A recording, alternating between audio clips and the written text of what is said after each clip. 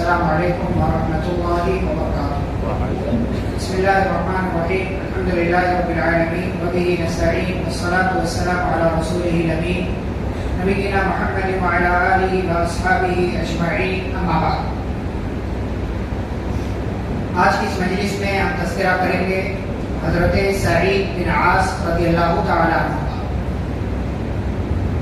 سعید بن عاص رضی اللہ عنہ کا نام ہے سعید بن عاص بن سعید بن عاص۔ قریش قبیلے سے تھے اور ابو عبد الرحمن ان کی کنیت ہے۔ پیدا ہوئے سن 2 ہجری میں۔ گویا کہ جب رسول اکرم صلی اللہ علیہ وسلم کا انتقال ہوا تو اس وقت ان کی عمر کتنی تھی؟ 9 سال۔ 2 ہجری میں پیدا ہوئے اور آپ صلی اللہ علیہ وسلم کا انتقال 11 ہجری میں ہوا تو اس وقت ان کی عمر 9 سال کی تھی۔ چھوٹے سے کم سن صحابی تھے رسول اکرم صلی اللہ علیہ وسلم کے زمانے میں۔ ان کا جو باپ تھا عاص بن سعید، وہ جنگ بدر میں مارا گیا اور حضرت علی رضی اللہ تعالیٰ عنہ نے اس کا قتل کیا تھا۔ تو نبی کے انتقال کے وقت ان کی عمر 9 سال کی تھی، لیکن چونکہ معزز قبیلے سے تھے، بڑے اہم خاندان کا ایک حصہ تھے، اس لیے لوگوں کے درمیان بھی بڑے معزز تھے، بڑے محترم تھے۔ لوگ عزت کی نگاہ سے ان کو دیکھتے تھے۔ نبی صلی اللہ علیہ وسلم کی زندگی میں خاص واقعہ پیش آیا۔ ایک عورت آئی رسول اکرم صلی اللہ علیہ وسلم کے پاس بڑی ہی قیمتی اور نفیس سی بہترین سی چادر لے کر کے۔ آپ صلی اللہ علیہ وسلم کے پاس پہنچی اور کہنے لگی، اے اللہ کے رسول صلی اللہ علیہ وسلم، میں نے نظر مانی تھی، یہ منت مانی تھی کہ میں یہ چادر عرب کے کسی معزز شخص کو دوں گی، تو آپ میری رہنمائی کیجئے کہ میں یہ چادر کس کو دوں۔ آپ بتائیے، کوئی نام بتائیے، کسی شخص کا نام بتائیے تاکہ میں یہ چادر عرب کے اس معزز انسان کو دے دوں۔ آپ صلی اللہ علیہ وسلم نے اشارہ کیا اور فرمایا، یہ نوجوان اس چادر کو دے دو، اور مراد تھے حضرت سعید بن عاص رضی اللہ تعالی۔ یہ کتنی بڑی بات ہے کہ سارے لوگ عرب کے ہیں اور ان سارے لوگوں میں ایک نام منتخب کرنا ہے، تو رسول اکرم صلی اللہ علیہ وسلم نے نام منتخب کیا حضرت سعید بن عاص رضی اللہ تعالی عنہ کا۔ حضرت عمر رضی اللہ تعالی عنہ کے تعلق سے ان کا ایک واقعہ ہے۔ بعض دفعہ ایسا ہوتا ہے نا کہ ہم روزانہ کسی انسان کے پاس سے گزرتے ہیں، ہماری کوئی بات نہیں ہوتی ہے، لیکن سامنے والے کی نظر دیکھ کر ہم کو یہ لگتا ہے کہ ارے لگتا ہے یہ مجھ سے غصہ ہے، یا یہ جب مجھے دیکھتا ہے تو اس کا منہ بن جاتا ہے، یا مجھے دیکھ کر اس کی حیات، اس کی حالت، اس کی کیفیت بدل جاتی ہے۔ تو ایسے ہی معاملہ ہوتا تھا جب حضرت عمر رضی اللہ تعالیٰ عنہ کی ملاقات ہوتی تھی حضرت سعید بن عاص رضی اللہ تعالیٰ عنہ سے، تو عمر رضی اللہ عنہ کو ایسا لگتا تھا کہ یہ لڑکا جو ہے یہ مجھے ترچھی نظر سے دیکھتا ہے۔ تو عمر رضی اللہ تعالیٰ عنہ نے ایک دن کہہ دیا، کیا بات ہے سعید، تم مجھے ترچھی نظروں سے دیکھتے ہو؟ ایسا لگتا ہے کہ جیسے تم مجھے اپنے باپ کا قاتل سمجھتے ہو کہ میں نے تمہارے باپ کو جنگ بدر میں قتل کیا ہو۔ اور سنو، اگر میں نے تمہارے باپ کو قتل بھی کیا ہوتا تو میں پھر بھی تم سے معذرت نہیں کرتا، تم سے جو ہے معافی کا مطالبہ نہیں کرتا کہ مجھے معاف کر دو، میں نے تمہارے باپ کو قتل کیا ہے۔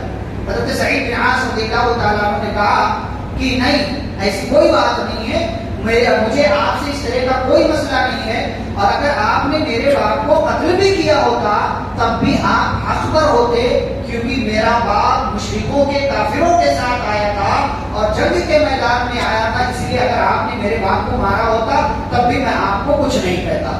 یہ رشتہ داری ہوتی ہے ایمان کی، کہ ایمان آ گیا تو وہی لوگ جو ایک بات پر، ایک قتل پر کئی لوگوں کو قتل کر دیا کرتے تھے، مدتوں جنگیں چلا کرتی تھی، ایمان کا جب تعلق جب گیا تو گرچہ کسی نے میرے باپ کو قتل کیا ہے لیکن چونکہ میرا باپ کافر تھا اس لیے میں تمہیں کچھ نہیں کہتا۔ عرب کے جو فصیح و بلیغ لوگ تھے، یعنی جن کو بولنے کی اللہ نے صلاحیت دی تھی، اچھی زبان والے تھے، ماہر تھے بولنے میں، انہی میں ایک نام حضرت سعید بن عاص رضی اللہ تعالیٰ عنہ کا۔ اور صحابہ بیان کرتے ہیں کہ رسول اکرم صلی اللہ علیہ وسلم جس لب و لہجے میں، جس انداز میں بات کرتے تھے، اس انداز کی کاپی کرتے تھے حضرت سعید بن عاص رضی اللہ تعالیٰ، اور تقریباً ہو بہو آپ صلی اللہ علیہ وسلم کی جیسی بات بھی کرتے تھے اور آپ کے جیسی تلاوت بھی کرنے کی کوشش کرتے تھے کہ جیسے رسول اکرم صلی اللہ علیہ وسلم پڑھتے تھے قرآن، ایسے ہی سعید بن عاص رضی اللہ تعالیٰ عنہ بھی پڑھا کرتے تھے۔ جب آپ صلی اللہ علیہ وسلم کا انتقال ہوا، صرف 9 سال کی عمر تھی، ظاہر سی بات ہے کسی جنگ میں شریک نہیں ہوئے۔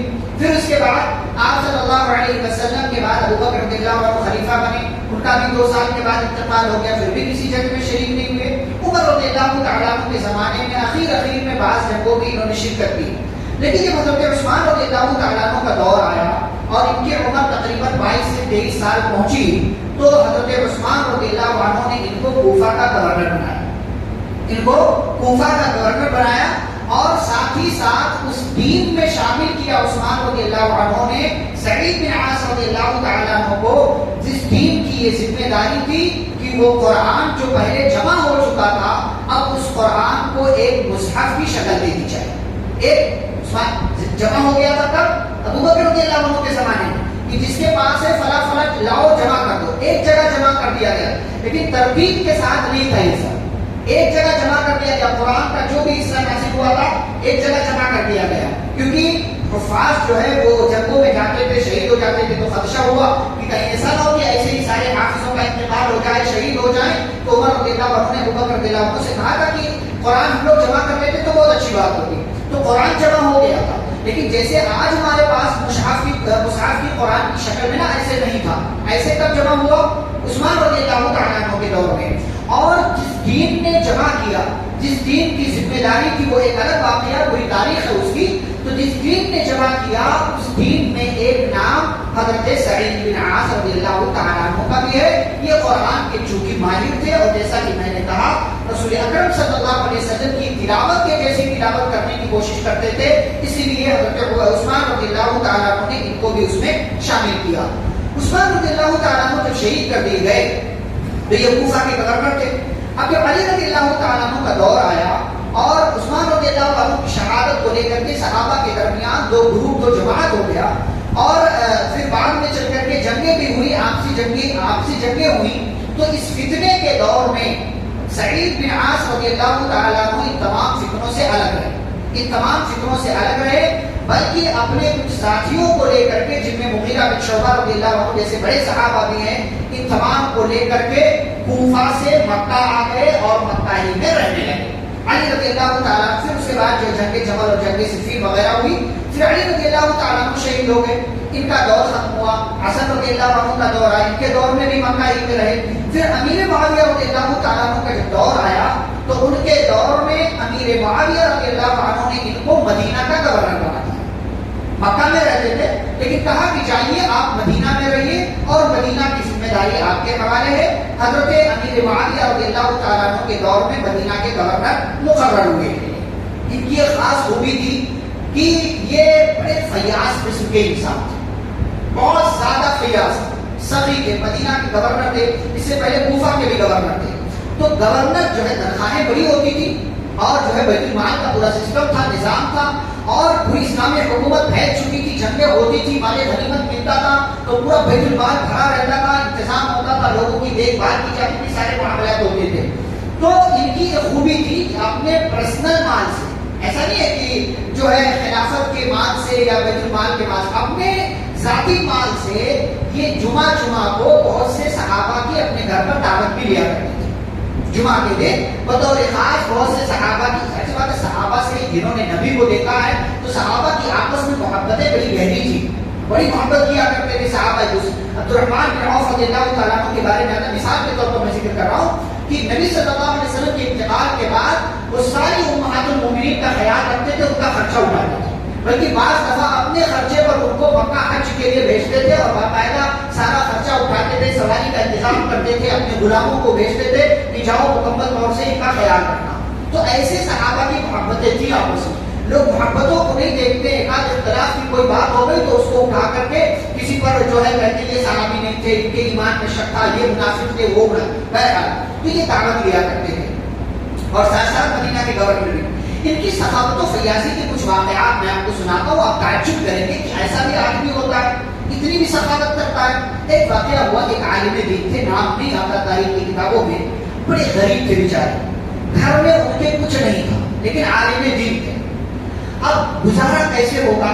تو ان کی بیوی نے کہا اپنے شوہر سے کہ جائیے، ہمارا گورنر جو ہے بہت اچھا ہے، وہ بہت فیاضی کرتا ہے، سخاوت کرتا ہے، اللہ کے راستے میں دیتا ہے، غریبوں کا مسکینوں کا خیال رکھتا ہے، جائیے آپ بھی اپنے گھر کا حال سنائیے، وہ بھی آپ کو نواز دیں گے۔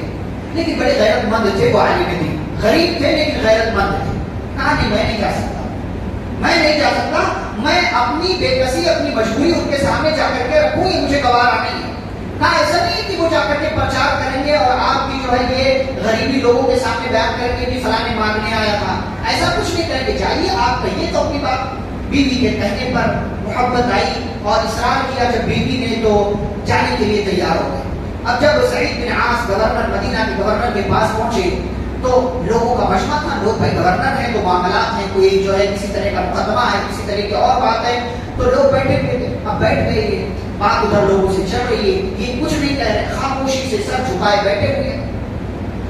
تو جب سارے لوگوں کی باتیں سن لی سعید بن عاص رضی اللہ عنہ نے، تو ان سے کہا کہ آپ بتائیے کوئی بات ہے، کوئی معاملہ ہے؟ پھر بھی کچھ نہیں بولے، اور ان کی حرکت سے، حیات سے اور انداز سے، باڈی لینگویج سے لگ گیا سعید بن عاص گورنر کو کہ لگتا ہے کہ تنہائی میں کچھ کہنا چاہے۔ تمام لوگوں کو الگ کر دیا کہ کہاں چلے جائیں گے آپ لوگ، چلے گئے سب لوگ۔ کہا اب بولیے، اب بھی نہیں بول رہے ہیں، اب بھی نہیں، وہ غیرت جو ہے کچوکے لگا کہ کیسے تم اپنی غریبی کو، اپنی محتاجی کو ان کے سامنے رکھو گے، اب بھی کچھ نہیں بول رہے۔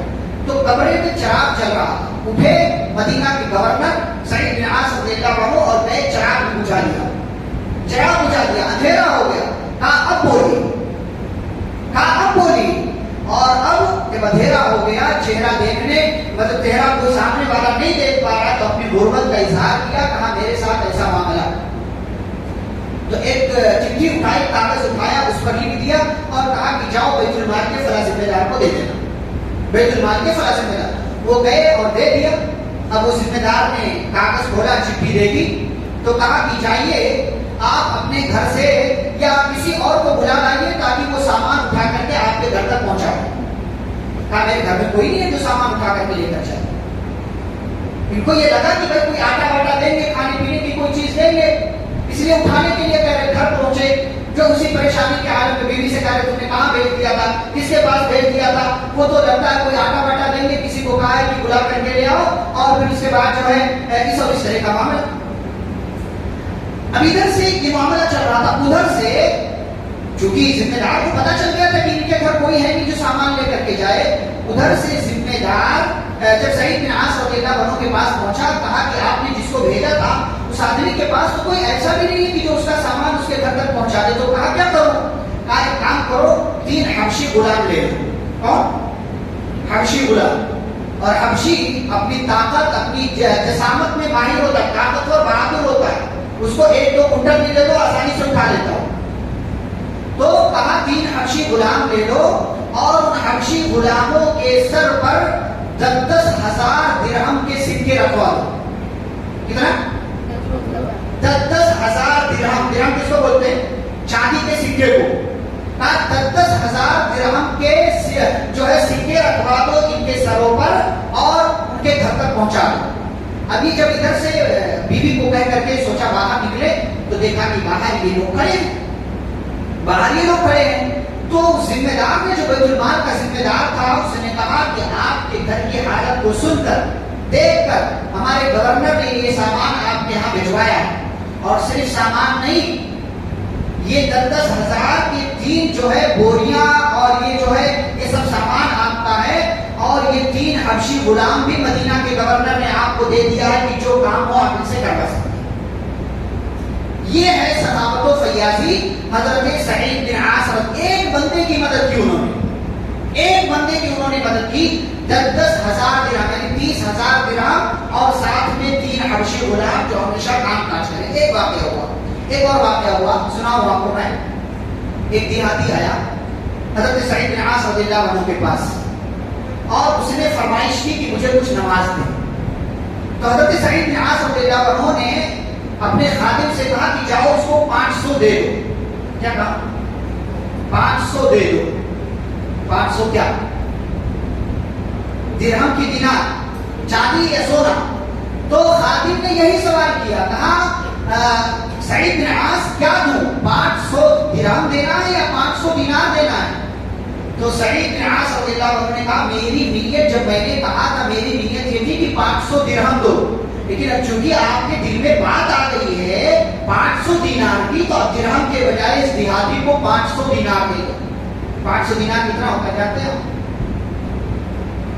1 دینار 4.25 گرام، 1 دینار 4.25 گرام، اور 100 دینار کتنا ہوگا؟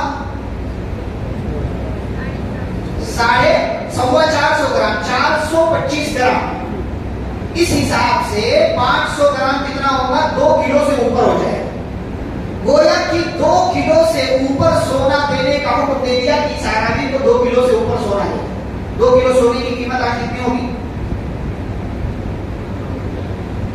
تقریباً 1 کروڑ روپے کے اوپر ہوگی، 1 کروڑ روپے کے اوپر۔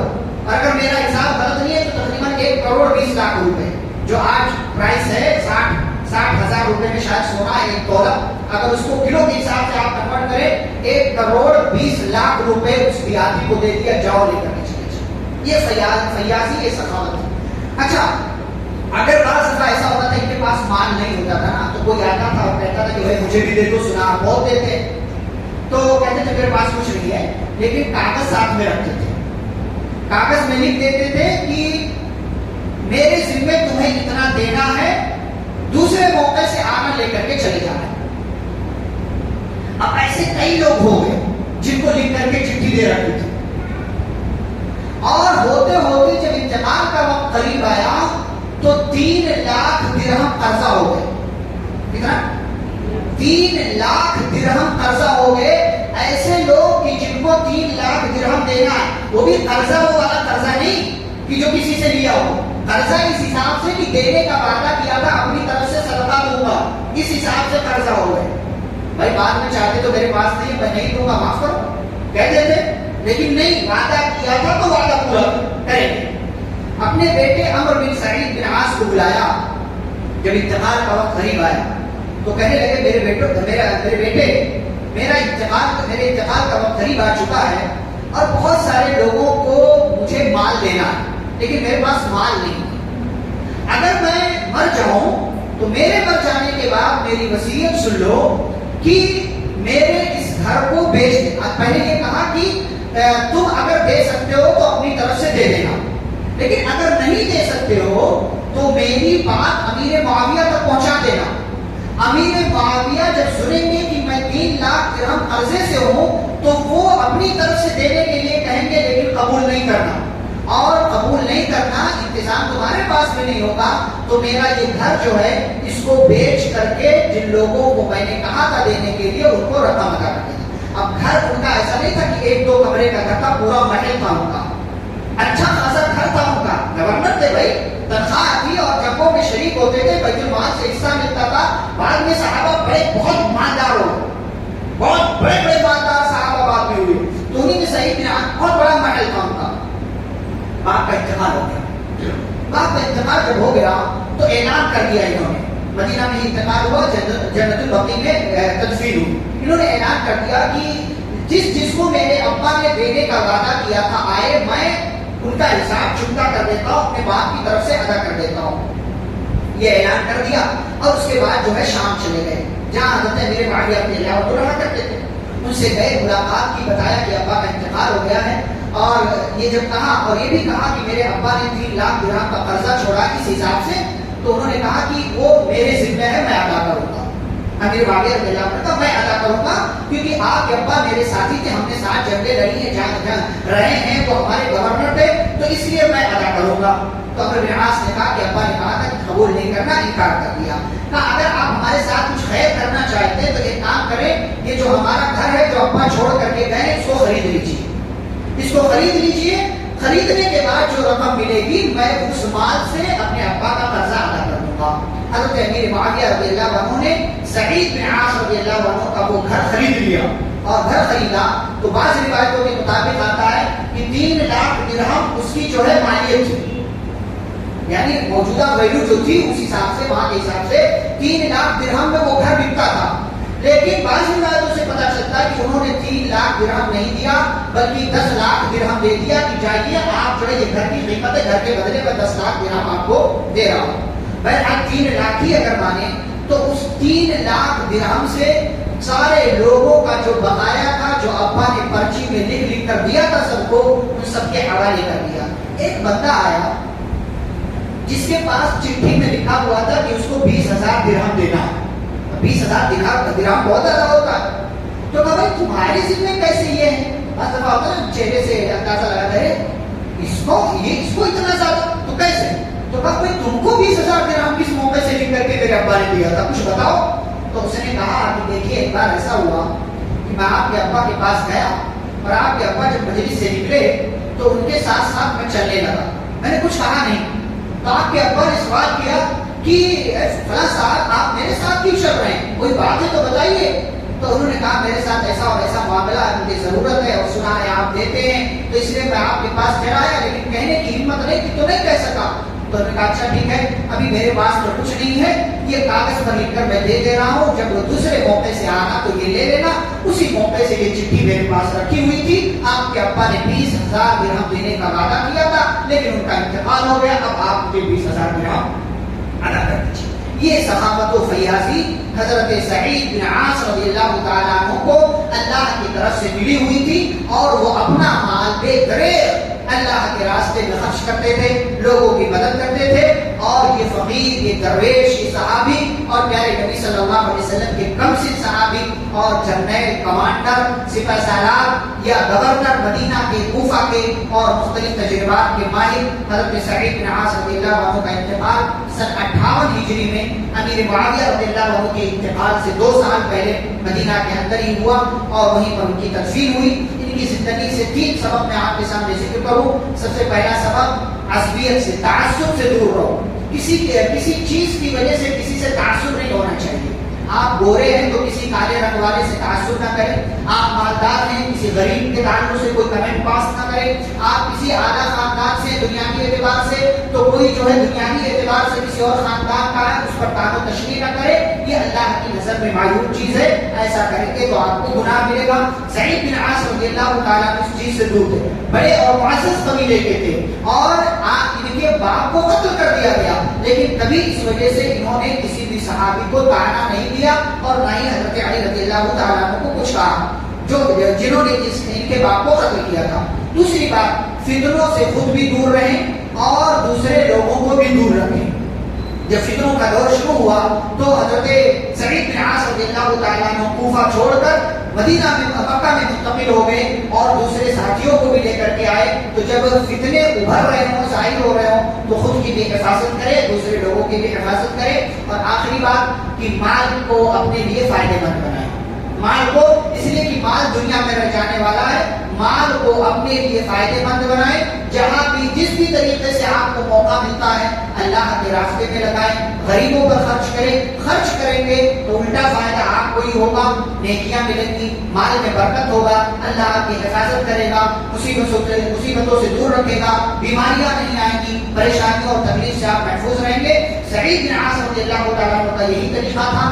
مال ہے دے دو اللہ کے راستے میں، نہیں بھی ہے تو بعد میں دے دیں گے، مدد کر دیں گے. اس قسم کا جذبہ اور اس قسم کی جو ہے صلاحیت ہمارے اندر بھی ہونی چاہیے. مال کی محبت ہو لیکن اس مال کو کوشش یہ کریں کہ اسی دنیا میں اپنے لیے فائدے مند بنا لیں جیسے سعید بن عاص رضی اللہ عنہ نے بنایا. اللہ رب العالمین سے دعا ہے اللہ ہم سبھی کو صحابہ کرام سے محبت کرنے اور ان کے حقوق ادا کرنے کی توفیق عطا فرمائے. آمین. صلی اللہ علیہ وسلم. السلام علیکم ورحمۃ اللہ وبرکاتہ.